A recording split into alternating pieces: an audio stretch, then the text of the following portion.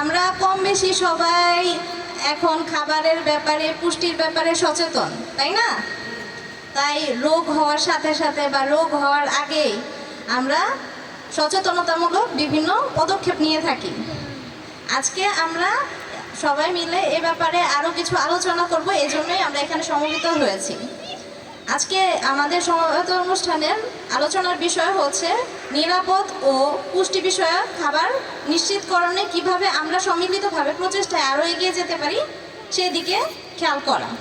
হ্যাঁ, আমি কর্মরত আছি এম এ রশিদ হাসপাতালে পুষ্টিবিদ হিসেবে। তো যারা আমাদের পুষ্টিকর্মীরা মাঠ পর্যায়ে আপনাদের সাথে কাজ করছেন, আপনাদেরকে পুষ্টি বিষয়ক বিভিন্ন পরামর্শ সবসময় দিয়ে থাকেন, তারা মাঠ পর্যায়ে আপনাদেরকে জানিয়ে থাকেন খাবার কিভাবে আপনারা নিরাপদ রাখতে পারেন, কিভাবে পুষ্টিকর খাবার গ্রহণ করতে পারেন। আর আমাদের কাছে যখন আপনারা যান তখন কি অসুস্থ হয়ে যান, তাহলে কি করতে হবে? অসুস্থ হওয়ার আগে সুস্থ থাকার চেষ্টা করতে হবে, তাই না? তো সুস্থ থাকার জন্য কি করতে হবে? খাবারটা যেন পুষ্টিকর হয়, নিরাপদ হয়, সেদিকে আমাদের নজর রাখতে হবে। নিরাপদ খাবার কি সে বিষয়ে আমার সাথে যারা আছেন তারা কম বেশি অনেকেই বলে গিয়েছেন, আমি আবার বলছি, নিরাপদ খাবার বলতে সেই সব খাবারগুলোকে বোঝায় যে খাবারগুলো গ্রহণে আমাদের স্বাস্থ্য ঝুঁকি কম থাকবে, যে খাবারগুলো গ্রহণ করার পরে আমরা অসুস্থ হব না, যে খাবারগুলো গ্রহণ করে আমাদের শারীরিক অবস্থা উন্নয়ন হবে, পুষ্টি নিশ্চিত হবে।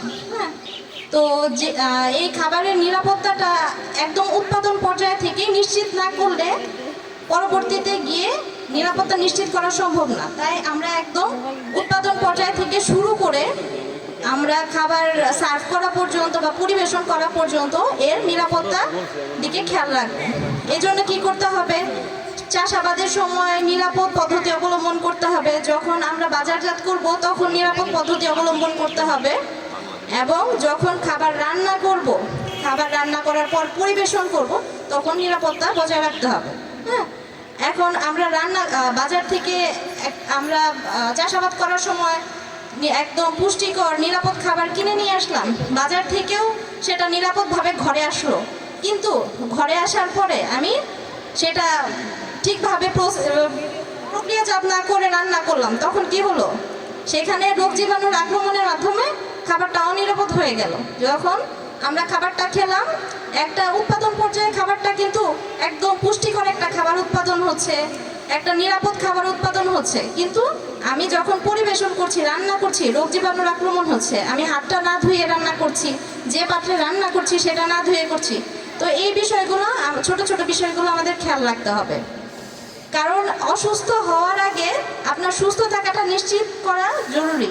একটা কথা আছে, prevention is better then cure. তো প্রতিকারের থেকে প্রতিরোধটা জরুরি, তাই না? আপনি যদি নিরাপদ খাদ্য গ্রহণ করেন তাহলে কিন্তু আপনার অনেকগুলো উপকারিতা আছে, যেমন আপনি আপনার স্বাস্থ্য খাতে খরচটা কমে যাবে, আপনার ভোগান্তি কম হবে, আপনার সুস্বাস্থ্য নিশ্চিত হবে।